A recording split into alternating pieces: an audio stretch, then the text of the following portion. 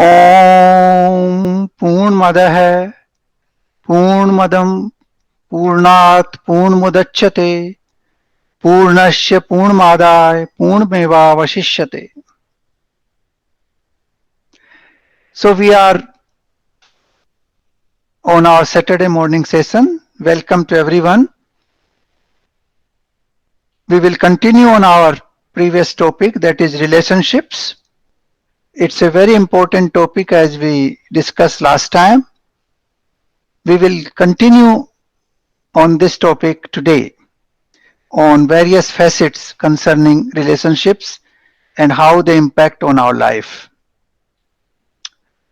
Now, in the last session, we saw that relationships are multiple, they are variable, they are fleeting, they are all the time shifting, changing, and relationships are not only within human beings, they are with different species of life.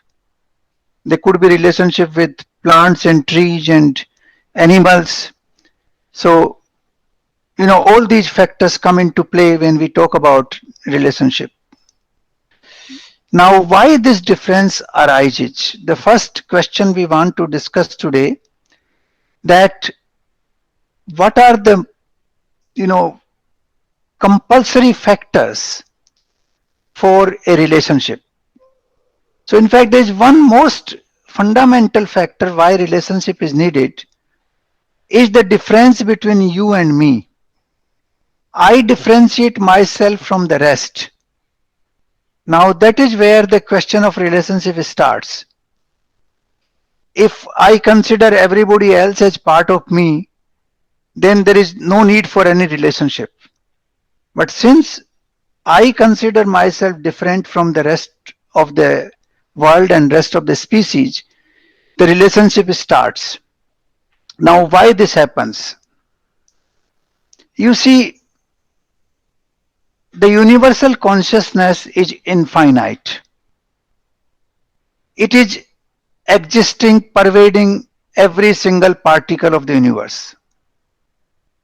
But when we talk about bodies, whether it is human body or other bodies, in that sense of the body, the consciousness is trapped in the body-mind complex.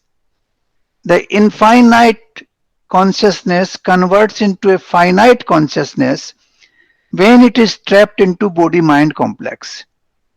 And that is why individual human beings are different from each other, because my body-mind complex is trapping my consciousness and your body-mind complex is trapping your consciousness.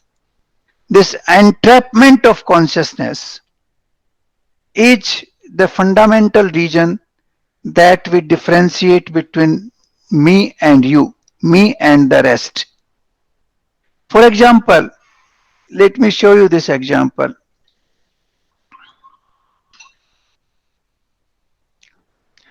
This water is separate entity. This is separate from me. So I am different, the water is different. Now I drink this water.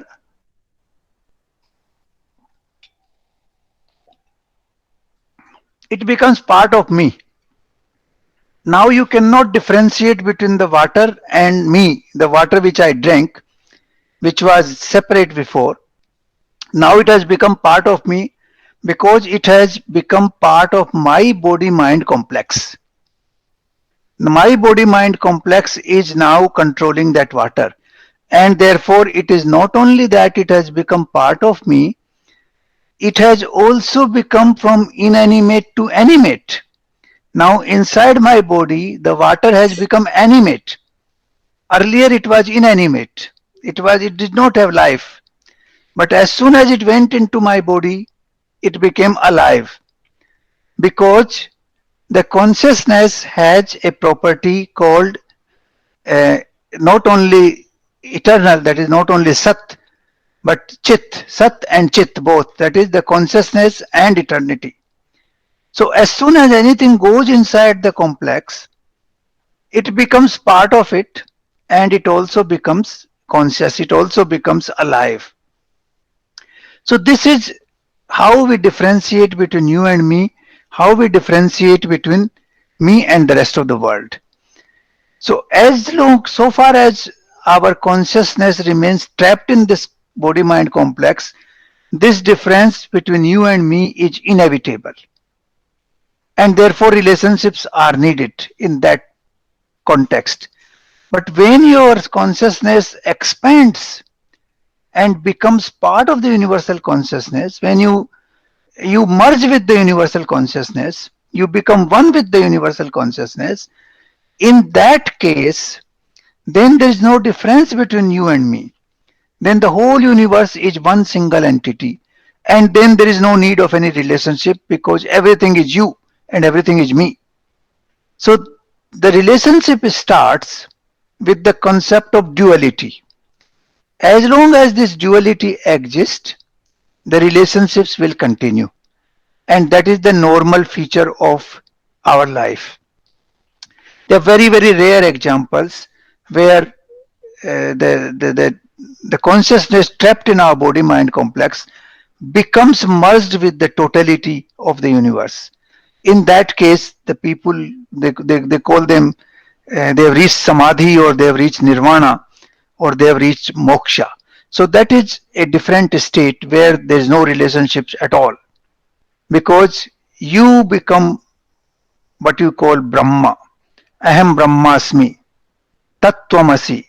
So you become the entire universe in that case, and therefore the difference of you and me disappears. It becomes Advait. There is only one single entity. So this is the fundamental reason why we need relationships, apart from whatever other reasons are. As I explained, anything which goes inside the body mind complex becomes part of you, like this water became part of me. Similarly, anything which comes out of body mind complex also becomes separate. Like when you go to the toilet in the morning, your stool comes out and that becomes separate from you. Till a few minutes ago, it was part of you. It was your body, and then it becomes separate. So as soon as it becomes separate, there's a relationship, and that's how the relationships start. Relationship is based on the foundation of separateness, based on the foundation of duality, based on the foundation of dialectic principle in the modern Western sense. So I think this is very important to understand why the relationships are needed. They are needed in this world because we have all this duality in our personality, and we differentiate between myself and the rest, and therefore the need for relationship starts. Now we will discuss some of the very fundamental aspects of this relationship. The first I would call is quid pro quo. Quid pro quo basically means that if I have done something for you, you should do something in return for me. That is a part of relationship. Like you look after your child in the young age, you look after his education, and then you expect, or you say, quid pro quo, my child will look after me in my old age. So that's a quid pro quo. You go and help your friend in his time of need. He needs, say, 20,000 rupees for some medical treatment. Immediately you go and give him the help. Now, as a quid pro quo, you want him to help you when you need that kind of help. So quid pro quo is one fundamental principle that governs relationship in this world. In this world, this is one of the most important, I would say, principle governing relationships. The second principle is expectations. You are not having a quid pro quo, but you have still expectations. You may not be demanding exactly what you did for others, but there are certain expectations. For example, a mother. A mother and child's relationship is very different. Mother never expects any quid pro quo from child, but she still has some expectations. Then when I become old, my child will behave like this. When I need some help, he will come forward and help me. The same thing happens with between friends. That okay, I gave you 1 lakh rupees in time of need.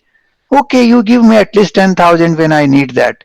So there's an expectation somewhere. It may not be in the form of proportionate reward, but it would be in some form of expectation that okay, I have done something for you, you should do something for me.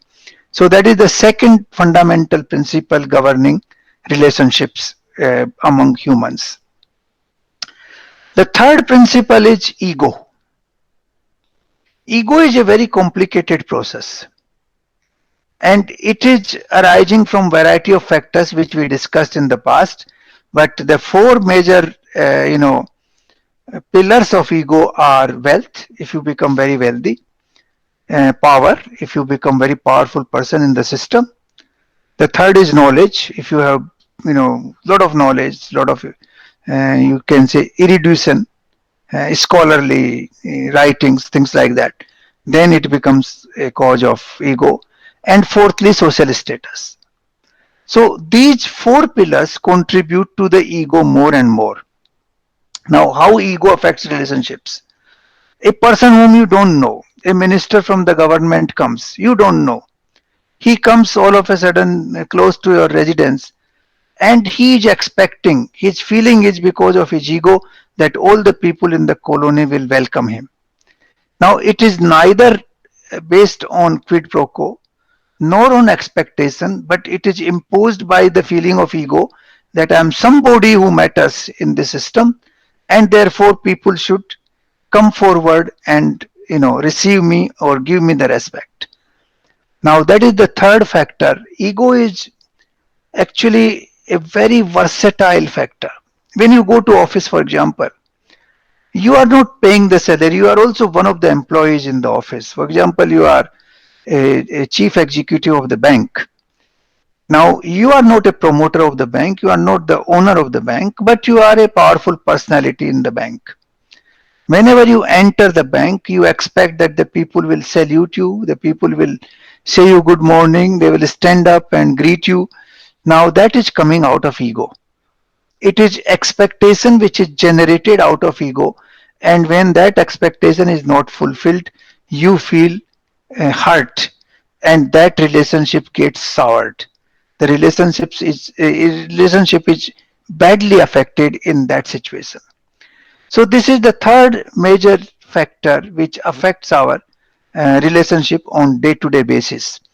The first is quid pro quo, then expectation, and then ego. Then what we call perception. This is not an expectation, but this is a perception of a particular situation. Let me give you an example to explain what is the perception. You go to a temple, and you are a Hindu, you go to a temple and you worship. Now you go to a temple and you don't worship, or you don't even pay your respect to the Almighty there. Others will feel what kind of person he is. He is arrogant. He is not even polite to the Almighty. So they expect you to behave in a particular fashion in that temple. This is a normal thing. A Christian goes to a church, they expect him to behave in a particular fashion. It's not an individual relationship. You are not linked with anybody there, but you are linked with a system, and with a system which has set certain norms. With those norms, you have to behave according to those standard practices. And that is where the perception comes. These practices arise out of perception. For example, you go to a hospital. Now there is a practice in the hospital that okay, you will wash your hands, you will put off your shoes, you will enter in a particular fashion to keep the hospital clean. Now you have to follow that practice. That is you can call it a standard operating procedure in certain ways, but in certain ways it is based on the perception of a particular institution, based on the perception of the rules of that institution. So that is how the fourth thing, that your behavior, your relationship with the others is controlled indirectly It is not a direct control. It is not an impact directly on you, but it is the through the system which is governing. For example, you are member of a particular political party. The party has certain perception of its members that the members will behave like this. There may not be even written guidelines for that, but there are certain practices. Based on that practices, the leadership has a perception that members will not indulge into this activity or that activity, and they will behave like this. If you do not behave like that, the relationship is strained, the relationship is affected adversely. So that is, this perception concept is actually is a very, I would say, pervasive concept. It impacts many situations. It impacts institutions, it impacts social situations, it impacts even individual situations, it impacts on the expected behavior of an individual in a public place or in a social gathering or even with other individuals. Like you go to a shopping mall, there is an exception, there is an expectation based on a perception that the people who are visiting the mall will behave like this. So that is also a perception. There are no written, norms, there are no guidelines, but there is a perception that all the members who are visiting this particular mall for shopping will behave like this. So those perceptions guide our behavior and our relationships. Now, next point I would like to take is, that is the actually most fascinating and most important point in a relationship.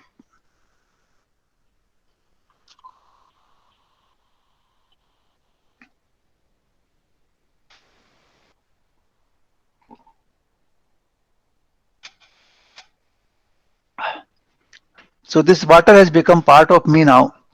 It was separate before. Now it is part of me. So what I was saying, that this is one of the most important factor in relationship, that is to impress others, to leave an imprint on the others. Now you would realize this is our normal behavior. We don't realize it, but this is our normal behavior. When you go to office, you dress up in a particular way. Why? Because you feel this will leave a good impression on the people around. So you choose a shirt, you choose a tie or suit or whatever you are wearing, your shoes, not because you require them particularly, but because you want to impress upon others.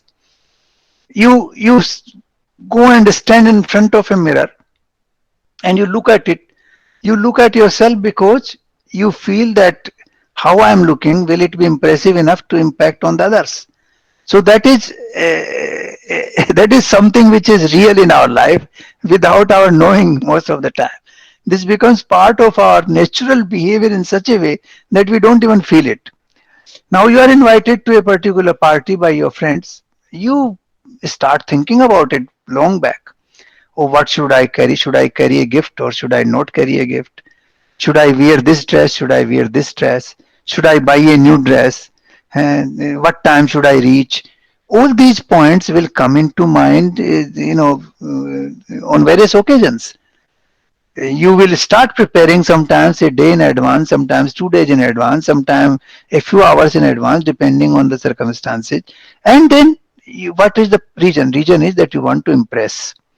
You want to leave an imprint there that you are a nice person and you conducted yourself nicely, or you are a generous person and you conducted yourself generously. Now you are invited to a school. For example, I used to get invitations to deliver talks in schools. Now when I go, then I think, oh, what should I wear? What should I, carry? Should I carry something for teachers? Should I carry, something for the students? And, the whole idea is to think about the event in advance.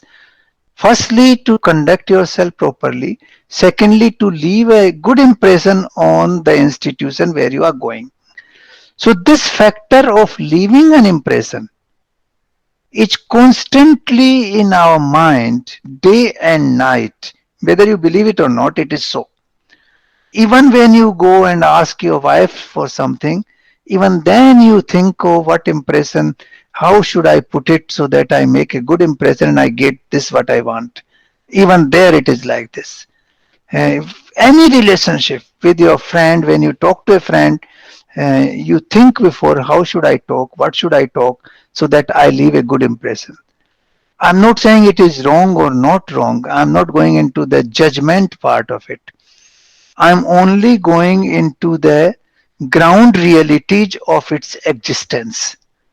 This particular thing exists every single day in our behavior in variety of ways.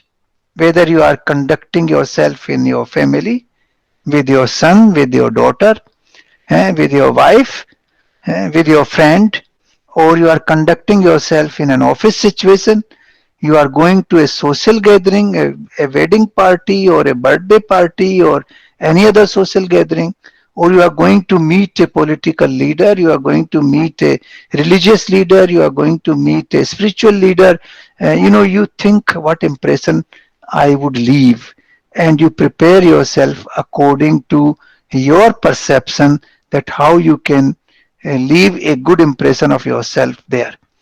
It starts with your clothing, it starts with your language, it starts with your action of gifting and not gifting, and then it starts what topic you talk about. All those things come into play.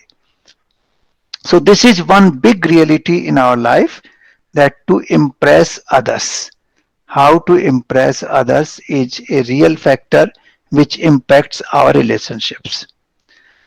Now there are two more factors which are very important. The one is that difference in communication. I think I dealt with it briefly. Basically, it is difference of language. You can call it difference of language, difference of perception, or difference in communication, whatever way.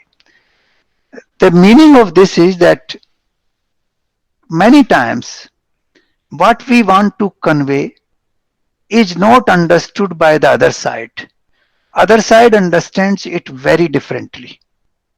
While we want to convey one meaning, the other side understands that meaning in a very different way. Now you want to give an advice to your son that you should do this thing, you should not do this thing, this is good, this is not good. Now his perception on the other side would be very different. His perception could be that my father is trying to dominate me. He is trying to tell me things which are foolish, which are not relevant today. Maybe they were relevant during his time. And he is trying to, bully me, whatever perception they may be. So there's a communication gap, which happens because of variety of factors, which happens firstly because individuals are different. We have differences. Our whole bringing up is different from the rest. So our experiences are different. So we perceive a particular word in a different way.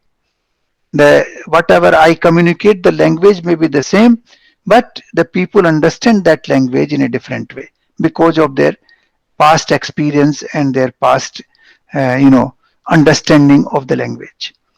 The second, the situation could be very different. In which situation you said what? The same word, for example, you praise a lady, oh, you are looking very beautiful, very nice, and one lady takes it positively and she says, oh, he really means it. Another lady will take it very negatively, say he is trying to, seduce me, or he is trying to do something wrong with me. So there could be very different perceptions of the situation. So the language could be identical, but the communication could be very different.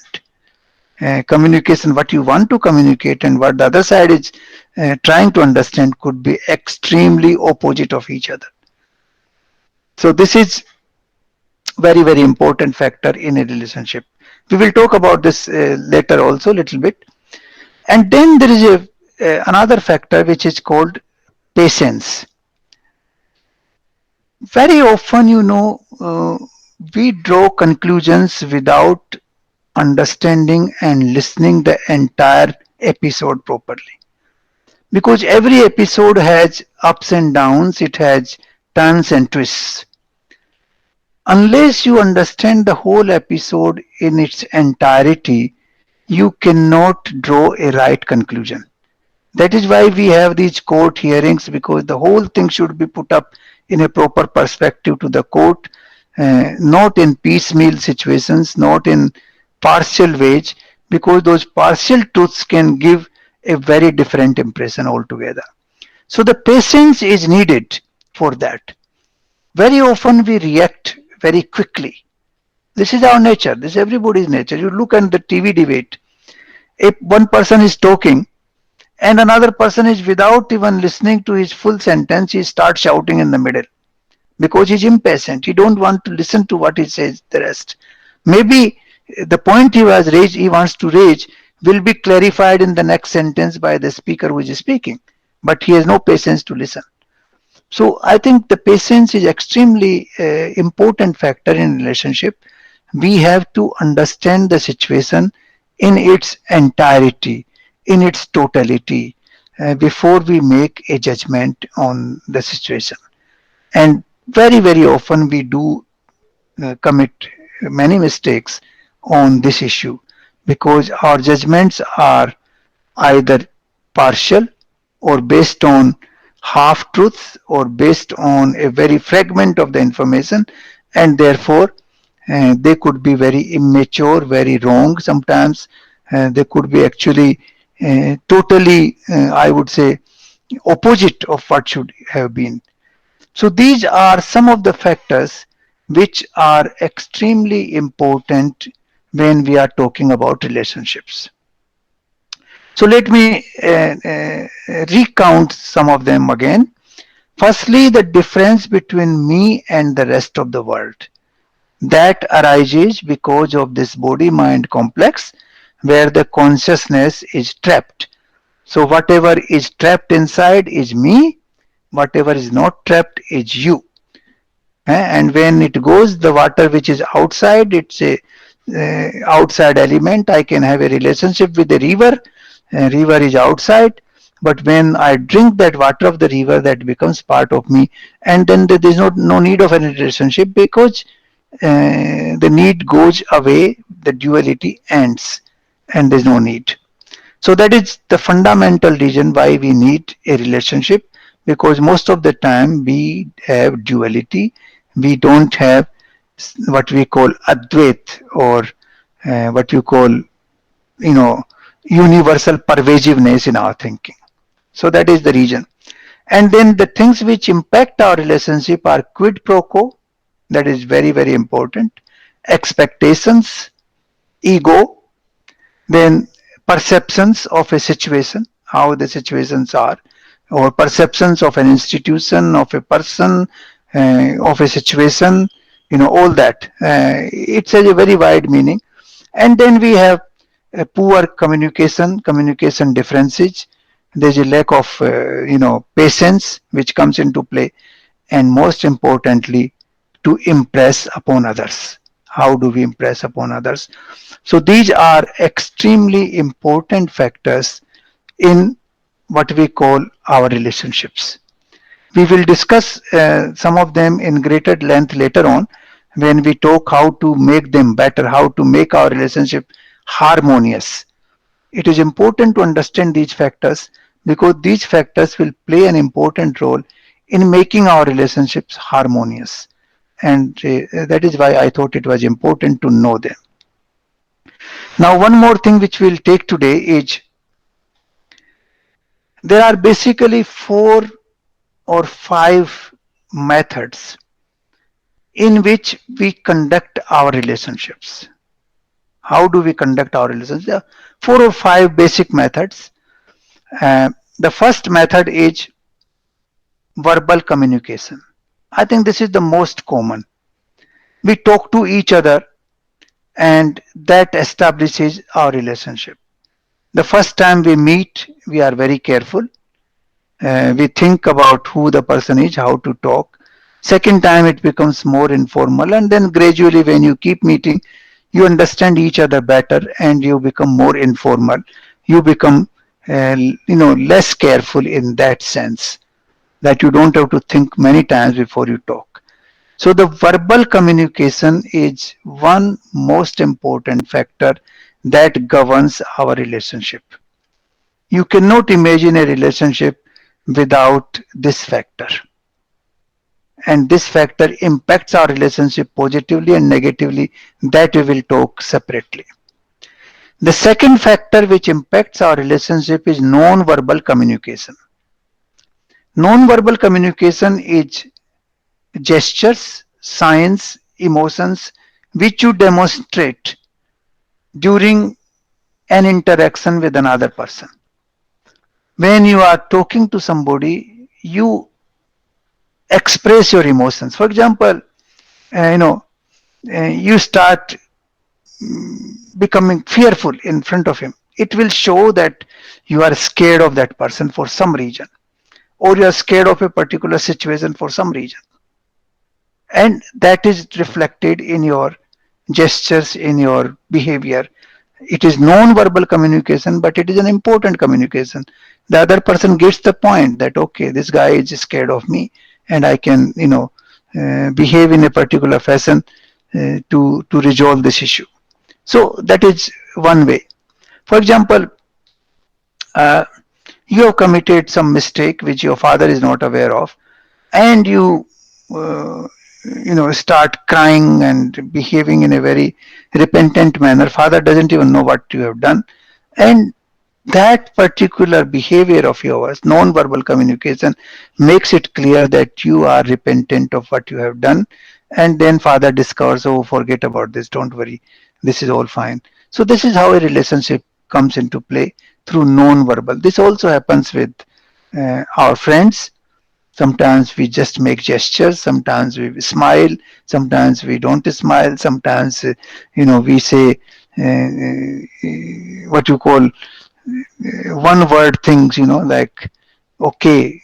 That's in a way that's a communication, but it is more non-verbal than verbal communication.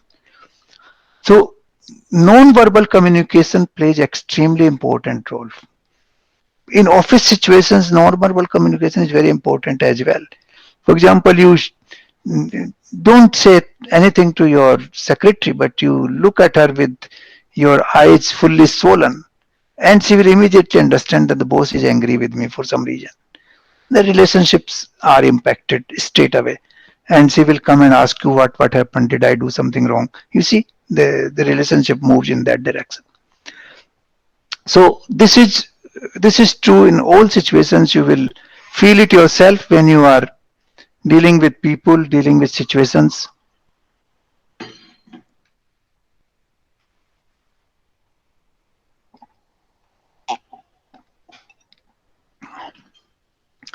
Now, third thing which we do is action or inaction. Action and inaction, they are both together, like verbal and non-verbal communication. Same way, uh, you do take an action. For example, you decided to promote your subordinate in the office. You don't tell anything, but you issue an order or you take an action. And immediately your action is known, your relationship becomes clear, the guy becomes happy. Same way, you go to a school, you don't do anything, you don't announce anything, you give them a check for 10,000 rupees to help the students. The relationship becomes very clear. The action makes, as we say, action speak louder than words. So here the action speaks very well. Similarly, inaction speaks. If you don't do anything, if you are neutral, somebody calls you, you don't pick up the phone, that's also inaction. But action, it's showing your intention, what you want to do. So the action and inaction, you can express your feelings both through actions and inactions, in addition to the verbs and non-verbal communication. So these are the four major things, but then there are uh, certain things arise because of circumstances, or chain reaction as we call. The chain reaction happens in a very unexpected way. For example, your son is grown enough and he wants to marry somebody. You are debating, a right girl for your son, and he comes one day with a girlfriend and says, "Oh, I have chosen her." Now all of a sudden you have been presented with a situation which will have chain reaction. Now you don't know whom he chose, how he chose. You, your wife, your sister, your brothers, everybody is trying to ascertain the situation. It will call a chain reaction in the your family and in the family on the other side, and also in your neighbors. So these situations do arise many times in our life in variety of ways. You start a new business, you big industry, and your people feel how did he get this money, where did he get this money from, how did he arrange, and there is a chain reaction. Some people will react positively, some people will react negatively, some people will come forward to help you, some people will try and become jealous of you. So all kinds of reactions will happen. So that's a very different situation, but that is the fifth way of communication. That is not a communication, but that is a reaction to a particular situation. And different people, hundreds of them, they react differently in different ways. So that is how the human beings conduct their relationships. So we went through two things. What are the important factors in our relationship? And secondly, how we conduct our relationship on day-to-day basis. So that is where I would like to stop today. And next time we will take up the issue of how to make ourselves or how to change our conduct or our communication so that our relationship becomes more harmonious and more pleasant, and it becomes a happy experience. So we will continue on this topic next week, uh, and I would be happy to answer any questions if you have on the today's talk. Thank you very much.